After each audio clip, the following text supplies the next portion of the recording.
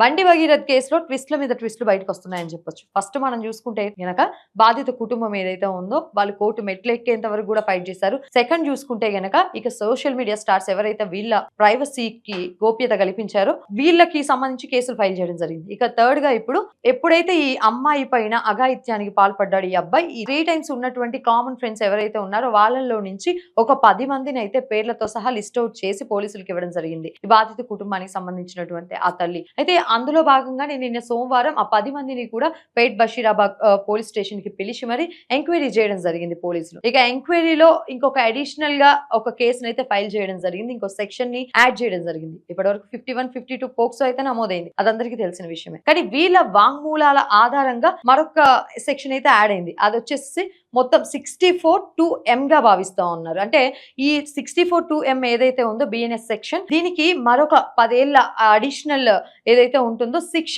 ఇంకా కూడా పెంచేటటువంటి అవకాశాలు ఉన్నాయని చెప్పేసి ఈ సెక్షన్ ని యాడ్ చేశారు. అయితే ఇది మొత్తం మనం చూసుకున్నట్టయితే ఎప్పుడైతే రేవంత్ రెడ్డి గారు ఈ వేటు కాంక్లేవ్ లో బండి సంజయ్ గారు వాళ్ళ కొడుకుని తీసుకొచ్చి పోలీస్ స్టేషన్ కి అప్పగించాలని చెప్పేసి మాట్లాడారో, ఇక అప్పటి నుంచి మాత్రమే ఇది మొత్తం కూడా కాస్త వేగవంతంగా విచారణ జరుగుతుందని చెప్పాలి. అయితే ఇక్కడ ఇవన్నీ తీసి ఒకవైపు పెట్టేస్తే మళ్ళీ ఇంకా మనం విన్నటువంటి వార్తల్లో మేజర్ గా ఇంకా 2 కీలక అంశాల గురించి అయితే మాట్లాడుకోవాలి.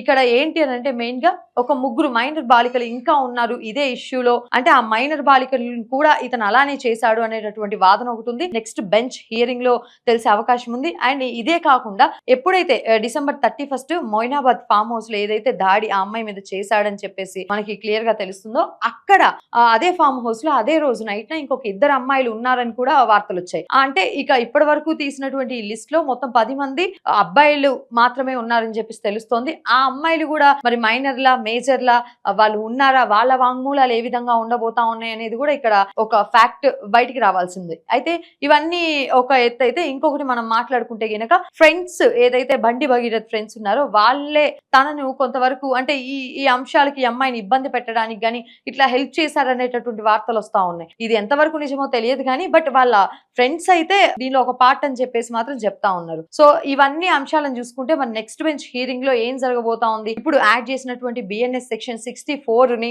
అతనికి అప్లై చేసేటటువంటి ఏమన్నా ఛాన్సెస్ ఉంటాయా అనేటటువంటిది మాత్రం మీకు చూడాల్సి ఉంది.